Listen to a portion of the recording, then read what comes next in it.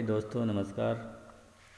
आज की वीडियो में हम अवतल दर्पण से संबंधित शब्दावली, मुख्य फोकस, अवतल दर्पण द्वारा बनाए गए प्रतिबिंब एवं अवतल दर्पण के उपयोगों के बारे में जानेंगे।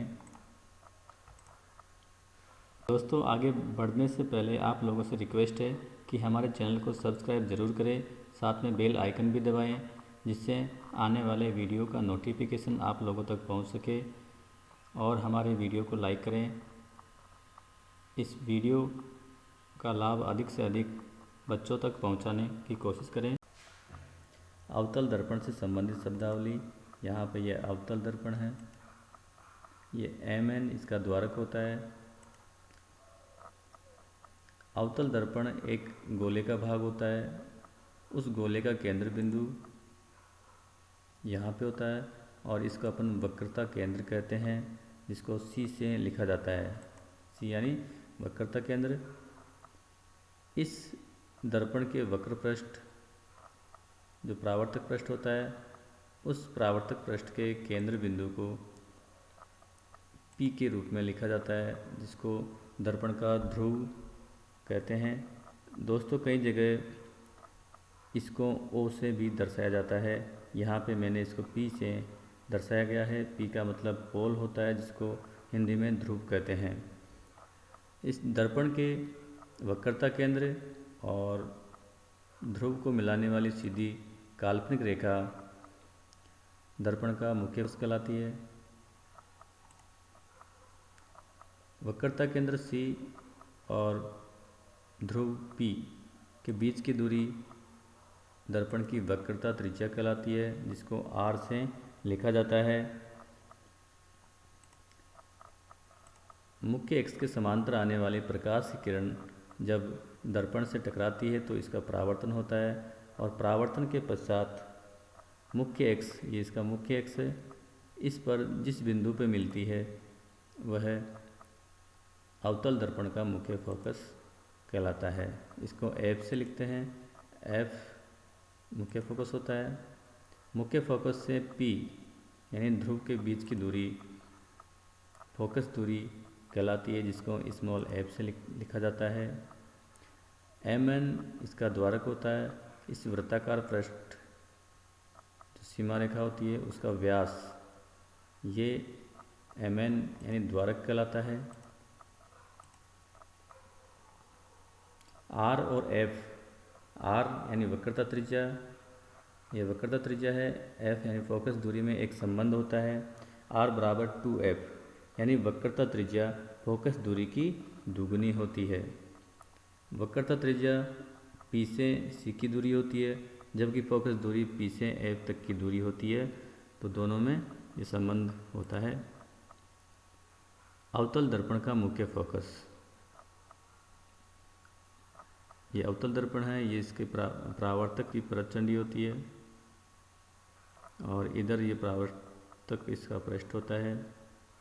ये इस परावर्तक पृष्ठ का केंद्र बिंदु P ध्रुव कहते हैं, और P और C को मिलाने वाली मुख्य रेखा जो होती है उसको मुख्य अक्ष कहा जाता है। ये किरणें यहाँ पर मुख्य अक्ष के समानांतर आपतित हो रही है। जो किरणें आती है दर्पण से टकराती है उन्हें आपतित किरणें कहा जाता है। तो ये सभी चारों किरणें मुख्य अक्ष के समानांतर आ रही है, दर्पण से टकराएगी, यहाँ से इनमें परावर्तन होगा, और परावर्तन के पश्चात जिस बिंदु पे मिलती है वह मुख्य फोकस यानी F कहलाता है। तो परिभाषा, मुख्य अक्ष के समानांतर आने वाली ये सभी किरणें मुख्य अक्ष के समानांतर आ रही है। प्रकाश की किरणें परावर्तन, यहाँ से टकराने के बाद परावर्तन होगा, के पश्चात मुख्य अक्ष के जिस बिंदु पे मिलती है, ये मुख्य अक्ष है, ब्लैक लाइन, तो इस बिंदु पे मिलती है तो उस बिंदु को अवतल दर्पण का मुख्य फोकस कहा जाता है। अवतल दर्पण से प्रतिबिंब का निर्माण।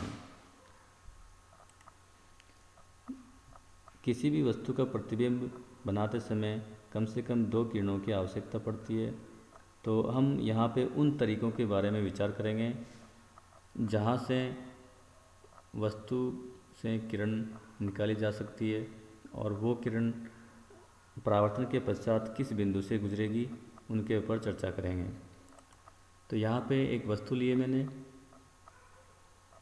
दोस्तों यहाँ पर हम एक और बात का विशेष रूप से ध्यान रखेंगे कि वस्तु हमेशा मुख्य अक्ष के ऊपर रखनी है और दर्पण या लेंस जो भी जिसका भी हम प्रतिबिंब बनाते हैं उसके बाईं तरफ रखनी है। जैसे ये दर्पण है, यहाँ पे अवतल दर्पण, इसके बाईं तरफ रखेंगे।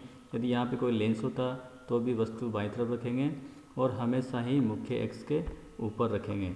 यानी दर्पण या लेंस पर किरणें बाईं तरफ से आपतित होती है। यहाँ पे एक बात और हम ध्यान रखेंगे कि किरणें हमेशा वस्तु के ऊपरी भाग से हम निकालेंगे। तो पहली किरण निकालेंगे मुख्य अक्ष के समानांतर। ये ब्लैक लाइन है, ये इसका मुख्य अक्ष है, इसके समानांतर एक किरण निकालेंगे। समांतर किरणों में हमें विशेष ध्यान देना है क्योंकि ये किरणें कभी भी एक दूसरे को नहीं काटेगी। इन रेड लाइन और ब्लैक लाइन में यहाँ भी उतना ही अंतर है जितना यहाँ पर है। इनको अनंत तक बढ़ा दें तब भी ये एक दूसरे को नहीं काटेगी। तो जो भी किरण मुख्य अक्ष के समानांतर आपतित होती है तो इस बात को अपन याद रखेंगे विशेष रूप से कि जो किरण मुख्य अक्ष के समानांतर आपतित होती है यहाँ से परावर्तन के पश्चात मुख्य फोकस से निकलती है। एक बात फिर सुनो कि जो किरण वस्तु से मुख्य अक्ष के समानांतर, ये मुख्य अक्ष है, इसके समानांतर आपतित होती है, दर्पण से टकराने के बाद परावर्तन होता है और परावर्तन के पश्चात मुख्य फोकस यानी F बिंदु से वो निकलती है। नंबर 2, मुख्य फोकस से, ये F बिंदु है, इसको मुख्य फोकस कहते हैं। तो यहाँ से वस्तु से किरण निकाली जाती है। तो किरण वस्तु के ऊपरी भाग से निकालेंगे और F बिंदु से सीधी दर्पण से टकराएगी। अब यहाँ पे ये बात अपन ध्यान रखेंगे कि जो किरण मुख्य फोकस से आपतित होती है परावर्तन के पश्चात मुख्य अक्ष के समानांतर निकल जाती है। नंबर 3, वक्रता केंद्र से C से भी किरण खींची जाती है। जो ये किरण है वस्तु के ऊपरी भाग से निकाली और C से आपतित हो रही है और दर्पण से टकराने के बाद में वापस उसी दिशा में बिल्कुल सेम पोजीशन पे ये वापस चली जाएगी। नंबर 4, तिर्यक किरण जो सीधी P बिंदु पर आपतित होती है। P मतलब दर्पण का ध्रुव होता है। यहाँ पे वस्तु के ऊपरी भाग से किरण निकालेंगे जो सीधी P बिंदु से टकराती है और जितना कोण मुख्य अक्ष और इस आपतित किरण के बीच बनता है उतना ही कोण यहाँ पे मुख्य अक्ष और परावर्तित किरण के बीच बनेगा और ये किरण वापस लौट जाएगी। तो दोस्तों इन चारों किरणों में से हमें कम से कम 2 किरणों की आवश्यकता पड़ेगी। हम चाहें तो ज़्यादा भी खींच सकते हैं, प्रतिबिंब वहीं बनेगा। अवतल दर्पण को अभिसारी दर्पण भी कहते हैं। अभिसारी मतलब ये किरणों को एक जगह पे फोकसित या अभिकेंद्रित करता है।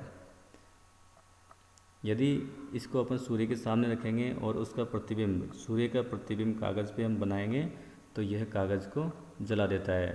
तो कभी कभी ये प्रश्न पूछा जाता है कि कौन सा दर्पण कागज़ को जलाता है, तो अवतल दर्पण कागज़ को जलाता है। यहाँ पे कुछ बातें अपन ध्यान रखें कि जो लाइन हम खींचेंगे कॉपी में वो कभी भी कॉपी की लाइन के ऊपर नहीं खींचे, हमेशा दोनों लाइनों के बीच में ही खींचें। ये दूरी हमको नाप कर लेनी है। जैसे P और F के मध्य की दूरी 3 सेंटीमीटर लेनी है और F और C के मध्य की दूरी भी 3 सेंटीमीटर लेनी है। कुल दूरी हो जाएगी 6 सेंटीमीटर। यदि हम सारी दूरी नाप के लेंगे तो हमें ये याद रखने की ज़रूरत नहीं पड़ेगी कि प्रतिबिंब कहाँ बनना है। हमें बिल्कुल जो 4 किरणें पहले बताई थी उन किरणों में से 2 किरणें अवश्य रूप से खींचनी है और उन नियमों के अनुसार खींचनी है। तो जहाँ वो कटेगी वहीं पे वस्तु का प्रतिबिंब बन जाएगा। ये एक टेबल है जो अवतल दर्पण द्वारा बनाए गए प्रतिबिंबों का विवरण प्रस्तुत करती है। जैसे जैसे हम आगे बढ़ेंगे इस टेबल को आप कॉपी में बनाइए और साथ के साथ इसमें एंट्री करते जाएंगे। इसमें पहले क्रमशः क्या है, फिर वस्तु या बिंब की स्थिति, यानी वस्तु या बिंब हमने कहाँ रखा है उसकी स्थिति लिखनी है। नंबर 2 पे प्रतिबिंब की स्थिति, यानी प्रतिबिंब कहाँ बना है वो लिखना है। प्रतिबिंब का आकार लिखना है, यानी प्रतिबिंब का आकार वस्तु से बड़ा है, छोटा है, बहुत बड़ा है, वो सब इसमें लिखना है। प्रतिबिंब की प्रकृति, नंबर 4 जो कॉलम है, प्रतिबिंब की प्रकृति आएगी, यानी वो आभासी है, सीधा या उल्टा, वास्तविक, जो भी है वो इसमें लिखना है। नंबर 1, जब वस्तु अनंत पर हो तो यहाँ पे ये mn इसका द्वारक है, ये ब्लैक लाइन इसका मुख्य अक्ष है, ये P बिंदु है और ये C बिंदु, C यानी वक्रता केंद्र है। और वस्तु को अपन अनंत पे यहाँ से मुख्य अक्ष के समानांतर, क्योंकि ये अनंत पर है तो अनंत से आने वाली किरणें मुख्य अक्ष के समानांतर हो जाएगी। तो हम जानते हैं कि जो किरणें मुख्य अक्ष के समानांतर आती है परावर्तन के पश्चात F बिंदु से निकलती है, यानी मुख्य फोकस से निकलती है। तो यहाँ पे इसका मुख्य फोकस है, यहाँ से किरणें निकलेगी। तो यहाँ पे वस्तु हमने अनंत पर रखी है, तो अनंत वाली किरणों को डॉट डॉट से दिखाएंगे और जहाँ से मुख्य अक्ष अपना शुरू होता है वहाँ से ठोस लाइन के रूप में इसको दिखाएंगे। वस्तु या बिंब अनंत पर रखा है, प्रतिबिंब इसका यहाँ पे बना है F बिंदु पर और उसका आकार बहुत ही छोटा है, ये बिंदुवत बना बिल्कुल। प्रकृति वास्तविक है और उल्टा है। नंबर 2, जब वस्तु C से परे हो, C यानी होता है वक्रता केंद्र, ये वक्रता केंद्र है और इससे परे यानी इसे दूर रखनी है। तो इसके बिल्कुल पास यहाँ पे नहीं रखें, अपन थोड़ा दूर रखेंगे वस्तु को। ये वस्तु C से दूर है, वस्तु का नाम AB है। तो कम से कम यहाँ पे हमको 2 किरण खींचनी पड़ेगी। तो पहली किरण हम हमेशा मुख्य अक्ष के समानांतर खींचते हैं, तो जो वस्तु के ऊपरी भाग से खींचेंगे ये किरण मुख्य अक्ष के समानांतर आ रही है, यहाँ भी उतना ही अंतर है जितना कि यहाँ पर है। अब हम जानते हैं कि जो किरण मुख्य अक्ष के समानांतर आपतित होती है परावर्तन के पश्चात F बिंदु से निकल जाती है। ये एक हो गई। अब एक किरण और खींचेंगे जो हम यहाँ पे मुख्य फोकस से खींच देंगे, वस्तु के ऊपरी भाग और मुख्य फोकस से खींच देंगे। दर्पण से टकराई, यहाँ से परावर्तन होगा और परावर्तन के पश्चात ये किरण मुख्य अक्ष के समानांतर निकल जाएगी। तो किरणें जैसे नियमों के अनुसार अपने को खींचनी है और जहाँ पे वो दोनों कटेगी, जैसे यहाँ पे दोनों कट रही है तो यहाँ पे वस्तु का प्रतिबिंब बन जाएगा। वस्तु ऊपर रखी है, प्रतिबिंब इसका नीचे बन रहा है, तो प्रतिबिंब इसका उल्टा और वास्तविक है। वस्तु से छोटा है यानी वस्तु बड़ी है और ये इसका छोटा प्रतिबिंब बना है। टेबल में एंट्री करने के लिए हम लिखेंगे वस्तु या बिंब कहाँ रखा, ये C है, इससे परे, इससे दूर रखा है। प्रतिबिंब C और F के मध्य, ये C है वक्रता केंद्र, ये F है फोकस बिंदु या मुख्य फोकस, इन दोनों के बीच में। आकार वस्तु से छोटा है, प्रकृति वास्तविक और उल्टा है। जब वस्तु C पर हो, यानी अब वस्तु को हम वक्रता केंद्र पर ही रखेंगे। अब ये हमको पेपर में दिया हुआ होगा कि वस्तु को कहाँ रखनी है, तो हमें क्वेश्चन के अनुसार ही करना है। यदि वस्तु C पर हो तो अपन C पर रख देंगे, यहाँ पे ये C है, यहाँ पे वस्तु रख देंगे। अब हमको हमेशा एक किरण मुख्य अक्ष के समांतर निकालनी है और वो वस्तु के ऊपरी भाग से ही निकालनी है। ये वस्तु का ऊपरी भाग है, यहाँ से मुख्य अक्ष के समांतर किरण खींचिए। ये ब्लैक लाइन मुख्य अक्ष है और रेड लाइन जो खींचिए अपने किरण खींचिए। ये परावर्तन के पश्चात मुख्य फोकस से निकल जाएगी। दूसरी किरण हम मुख्य फोकस से निकाल सकते हैं जो परावर्तन के पश्चात कहाँ से निकलेगी, मुख्य अक्ष के समानांतर। तो ये अपने को याद होना चाहिए कि किरण यदि हम समांतर निकालेंगे तो कहाँ से निकलेगी, यदि मुख्य फोकस से निकालेंगे तो वो कहाँ से परावर्तित होगी। ये मुख्य अक्ष के समांतर गई और जहाँ पे दोनों किरणें एक दूसरे को काटती है वहाँ पे वस्तु का प्रतिबिंब बनेगा। अब देखो यहाँ पे प्रतिबिंब सी पर बना, वस्तु कहाँ पर रखी थी, सी पर, प्रतिबिंब कहाँ बना, सी पर, और आकार कैसा है, वस्तु के बराबर। प्रकृति वास्तविक और उल्टा है, तो ये भी हम उस टेबल में एंट्री कर लेंगे। वस्तु सी पर, प्रतिबिंब सी पर, आकार वस्तु के बराबर। प्रकृति इसकी वास्तविक है और उल्टा भी है। जब वस्तु सी व एफ के मध्य हो, सी यानी वक्रता केंद्र, एफ यानी मुख्य फोकस, इन दोनों के बीच में वस्तु को हम यहाँ पे रख देंगे। अब क्या करना है, दो किरणें खींचेंगे। कैसे खींचेंगे, एक हमेशा मुख्य अक्ष के समानांतर खींचेंगे, ये मुख्य अक्ष के समांतर हो गई। परावर्तन के पश्चात मुख्य फोकस से निकल जाती है। दूसरी हम मुख्य फोकस से निकाल देंगे, जो परावर्तन के पश्चात मुख्य अक्ष के समांतर बिल्कुल निकल जाएगी। जहाँ पे दोनों किरणें एक दूसरे को काटती है वहाँ पे वस्तु का प्रतिबिंब बन जाएगा। अब देखिए वस्तु कहाँ रखी है, सी और एफ के मध्य। प्रतिबिंब कहाँ बना, ये वक्रता केंद्र है, इससे दूर, इससे परे बना। आकार कैसा है, वस्तु छोटी है और प्रतिबिंब इसका बड़ा है, यानी वस्तु से बड़ा बनता है। प्रकृति वही रहेगी, वास्तविक और उल्टा। तो ये भी हम टेबल में एंट्री कर लेंगे। वस्तु या बिंब रखा हमने सी और एफ के मध्य, प्रतिबिंब बना सी से परे, आकार वस्तु से बड़ा है, प्रकृति इसकी वास्तविक और उल्टा है। नंबर 5, जब वस्तु एफ पर हो, एफ यानी मुख्य फोकस, यहाँ पे हम वस्तु को रख देंगे। अब इस वस्तु का प्रतिबिंब बनाने के लिए हमें दो किरणों की आवश्यकता पड़ेगी। तो वो किरण हम पहले निकालते हैं मुख्य अक्ष के समानांतर, वस्तु के ऊपरी भाग से निकालते हैं। अब हम जानते हैं कि जो किरण मुख्य अक्ष के समानांतर आपतित होती है वो दर्पण से परावर्तित होने के पश्चात कहाँ से निकलेगी, मुख्य फोकस से निकल गई।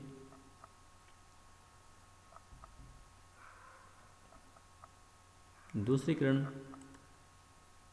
हम सी से निकालेंगे, ये बिल्कुल सी से आपतित हो रही है तो वापस उसी दिशा में परावर्तित हो जाएगी। अब ये दोनों किरणें एक दूसरे के समानांतर है तो ये हम मानेंगे कि ये अनंत पर मिलेगी। तो वस्तु या बिंब एफ पर रखा है, प्रतिबिंब इसका अनंत पर बनता है, आकार वस्तु से बड़ा यानी वस्तु से बहुत बड़ा बनेगा। प्रकृति इसकी वास्तविक है और उल्टा भी रहे। जब वस्तु F व P के मध्य हो, यानी F यानी मुख्य फोकस, P यानी दर्पण का ध्रुव केंद्र होता है, इन दोनों के बीच में वस्तु को हम रखेंगे। ये वस्तु है। अब क्या करना है, हमको दो किरणें निकालनी है, एक मुख्य अक्ष के समांतर निकालनी है, जिसे यहाँ से परावर्तन होगा। ये कहाँ से निकलेगी, मुख्य फोकस से निकल गई। दूसरी किरण हम सी से निकाल सकते हैं, यहाँ के ये सी बिंदु है वक्रता केंद्र, यहाँ से ऐसी किरण निकाल सकते हैं, या हम पी बिंदु से तिर्यक किरण निकाल सकते हैं। तो जितना कोण यहाँ पे बनता है उतना कोण ही मुख्य अक्ष और परावर्तित किरण के बीच बनेगा और किरण परावर्तित हो जाएगी। इन दोनों किरणों को यदि हम आगे बढ़ाएं तो कभी नहीं मिलेगी, क्योंकि ये किरणें एक दूसरे से दूर जा रही है। यदि हम इनको दर्पण के पीछे की तरफ बढ़ाएं, पीछे इधर इनको बढ़ाएं तो ये एक दूसरे को काटती है और जहाँ पे काट रही है वहाँ पे वस्तु का प्रतिबिंब बन जाएगा।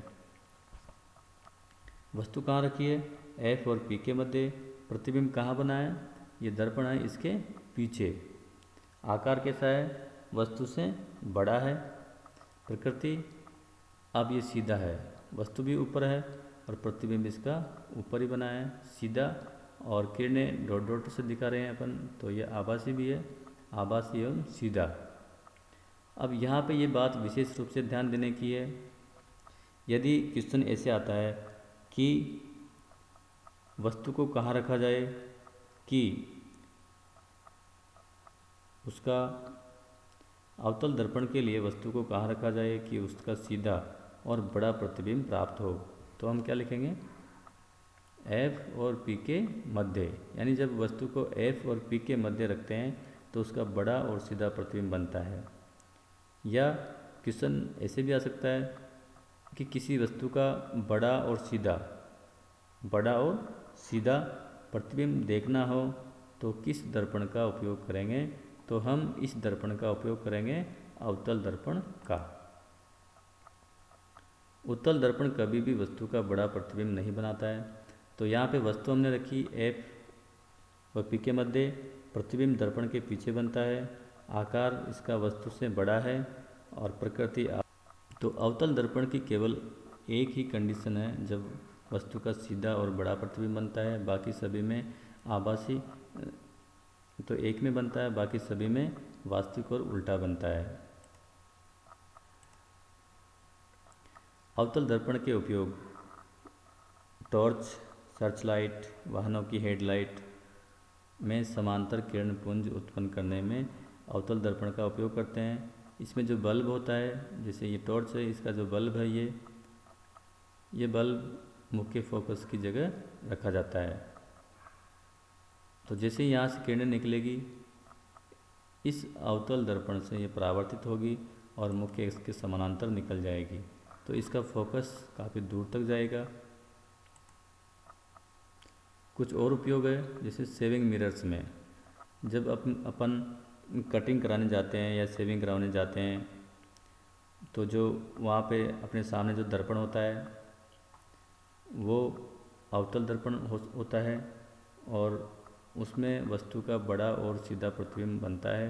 तो वहाँ पे दर्पण के सामने हम बैठे होते हैं तो अपना उसमें बड़ा और सीधा प्रतिबिंब बनेगा।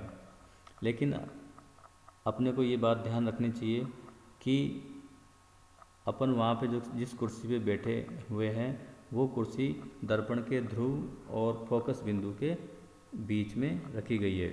यदि उस कुर्सी को हम मुख्य फोकस से बाद में आगे ले जाएं तो फिर हमारा उल्टा प्रतिबिंब उसमें दिखाई देगा। दंत चिकित्सक द्वारा दांत को बड़ा देखने में, सौर कुकर और सौर भट्टियों में भी प्रकाश को एक जगह पर केंद्रित करने के लिए अवतल दर्पण का उपयोग किया जाता है। डिश एंटीना, जो अपने घरों में डिश एंटीना होता है उसका आकार भी ये अवतल दर्पण जैसा होता है और इस पे पड़ने वाली सभी विकिरण परावर्तित होकर इस भाग में इसके एंटीना में केंद्रित हो जाते हैं। नंबर 6, जब किसी वस्तु का बड़ा और सीधा प्रतिबिंब देखना हो या बनाना हो तो अवतल दर्पण का उपयोग करते हैं। वस्तु को F और P के मध्य रखते हैं। F यानी फोकस बिंदु और P यानी दर्पण के ध्रुव के मध्य रखते हैं। धन्यवाद सभी को, देखते रहिए हमारा चैनल। दोस्तों देखते रहिए हमारा चैनल स्टार साइंस और बन जाइए साइंस के स्टार। धन्यवाद, नमस्कार।